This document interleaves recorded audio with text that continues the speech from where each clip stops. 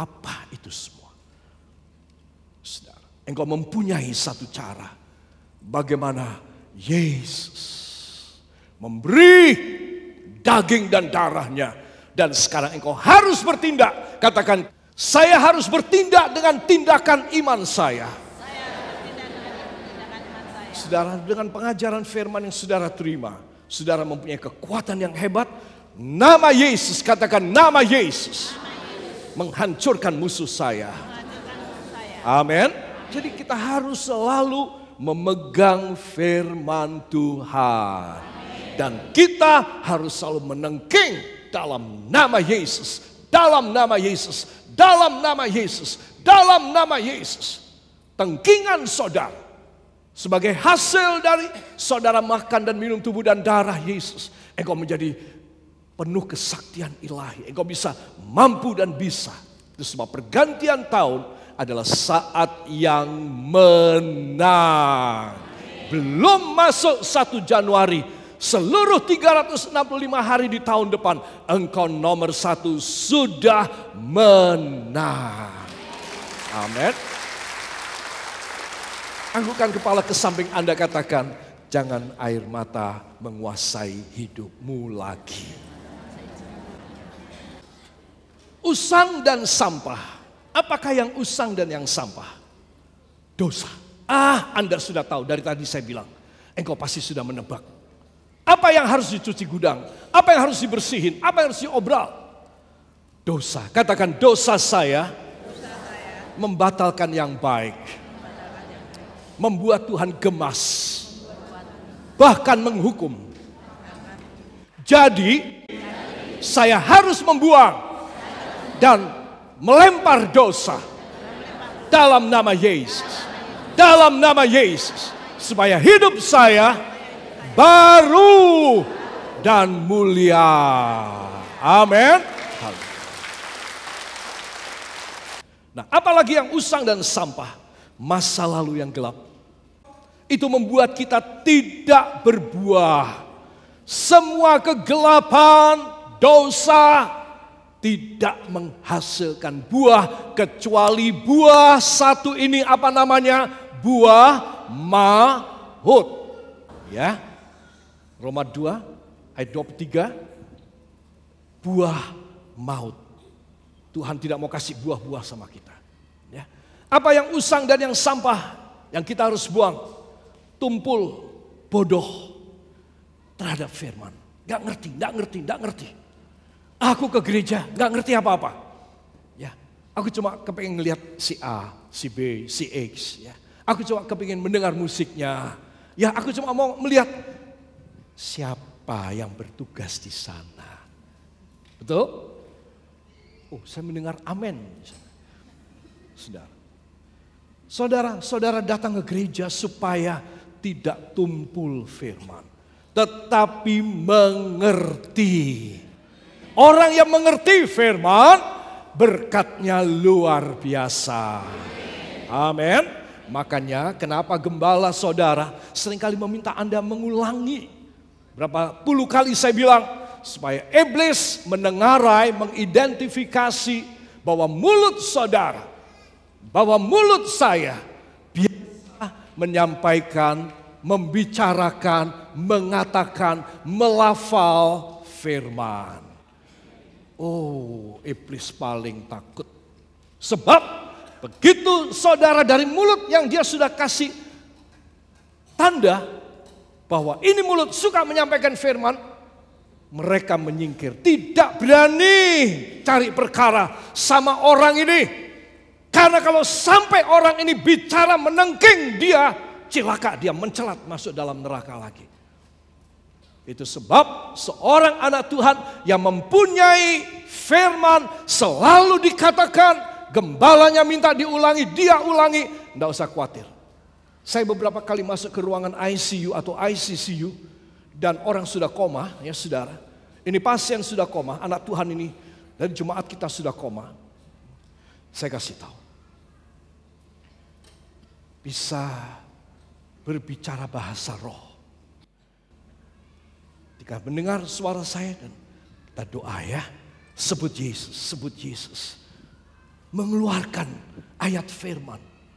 Tapi dia secara klinis, secara biologis, dia koma. Tapi dia bisa bicara firman. Coba, ini orang kayak apa? Meninggalnya enak sekali. Kalau dia tidak meninggal, pasti dia hidup. Dan dia hidup dan dia segar kembali. Cepat, pemulihannya hebat. Jangan tumpul firman. Tapi kita harus suka mengerti. Suka tangkap, bisa nangkap firman. Dan bisa mengerti firman. Amin. Para kekasih, ini 3 hal harus dibuang. Katakan, saya harus membuang dosa, masa lalu yang gelap, tumpul firman. Dalam nama Yesus, saya buang. Saya menjadi anak Tuhan yang penuh dengan hal berharga dan bukan hal yang usang. Beri tepuk tangan bagi dia. Haleluya. Saudara anak Tuhan yang sedemikian, saya akan masuk pada ayat yang terakhir ini. Kita akan buka Alkitab kita. Ya. Tidak baik kalau saudara tidak buka Alkitab saudara. Yesaya pasal yang ke-43, kita akan baca ayat 18 dan ayat 19. 1, 2, firman-Nya, janganlah ingat hal-hal yang dahulu dan janganlah perhatikan hal-hal yang dari zaman purbakala. Lihat, aku hendak membuat sesuatu yang baru yang sekarang sudah tumbuh. Belumkah kamu mengetahuinya?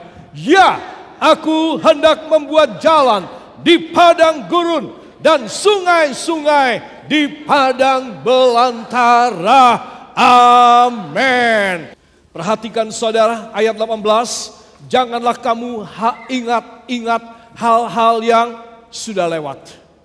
365 hari bakal kita tinggalkan.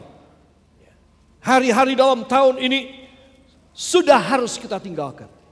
Semua yang bikin gemes Tuhan, semua yang sudah menyakiti hatinya, tinggalkan, lupakan semuanya. Ayat yang ke-19, lihat, aku hendak membuat sesuatu yang baru. Kalau Tuhan berjanji memberi sesuatu yang baru, Dia akan memenuhi janjinya dan memberi kepada saudara dan kepada saya sesuatu yang kita nggak mampu deh, nggak mampu. Kalau cuma merek yang biasa kita mampu beli. Kalau cuma ada di toko-toko serba ada, di pasar ataupun di mal-mal kita bisa beli. Aku akan memberi sesuatu yang baru yang aku ciptakan sendiri buat kau. Katakan, yang Tuhan ciptakan secara khusus buat saya. Saya adalah ciptaan yang spesial. Jadi saudara harus sadar. Dia mau menghukum, dia cuma bisa gemes aja. Kenapa? Engkau spesial. Engkau istimewa. Engkau luar biasa. Engkau biji mata Tuhan. Itu sebab jangan ingat-ingat lagi hal-hal yang lama. Aku akan membuat yang baru. Supaya kamu menjalaninya, menikmatinya. Kamu boleh memakainya dalam hidupmu. Dan ini luar biasa. Menarik sekali ada perbedaan dalam penterjemahan ini. Kalau saya memetik dari terjemahan New King James, katakan, see, I am doing a new thing. Lihat, aku mengerjakan sesuatu yang baru. Apa kata see? Lihat, aku mengerjakan. I'm doing something new for you. Aku tidak akan memberikan barang bekas kepadamu. Kualitas nomor 2. Aku secara khusus, tailor made. Aku akan melakukan sesuatu yang khusus bagimu Timothy Roy. Bagi Anda, bagi Anda, bagi Anda, bagi Anda semua. Amin. Oh Tuhan, terima kasih. Engkau sedang, I'm doing, aku sedang dalam proses Now I'm processing something new for you. For your future as well. Saudara, jadi aku sudah memprosesnya. Siapa namamu? Timothy Roy. Siapa namamu? Ini. Baik, aku akan mengerjakan, Pak. Kemudian, now it springs up. Saudara, Alkitab bahasa Indonesia kurang jelas. Kata springs up mempunyai dua arti. Mulai muncul. Kata spring menunjukkan musim semi. Sekarang baru bersemi. Usai musim panas. Usai musim gugur. Kemudian usai musim dingin. Ini 3 musim. Musim yang menyakitkan. Panas, gugur, dingin. Wah, kita hidup di negara yang enak. Cuma hujan atau panas gitu aja. Mereka di negara subtropis. Mereka mengalami 4 musim.